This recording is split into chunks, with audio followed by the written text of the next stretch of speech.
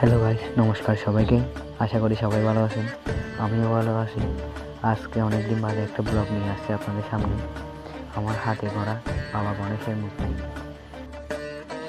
এই মূর্তিটার পুরো রং করার ভিডিও শুরু থেকে শেষ পর্যন্ত আমি আমার পেজে দিছি, আপনারা গিয়ে দেখে আসবেন আর কমেন্ট করবেন কেমন হয়েছে। নমস্কার সবাইকে, ভালো থাকবেন সবাই।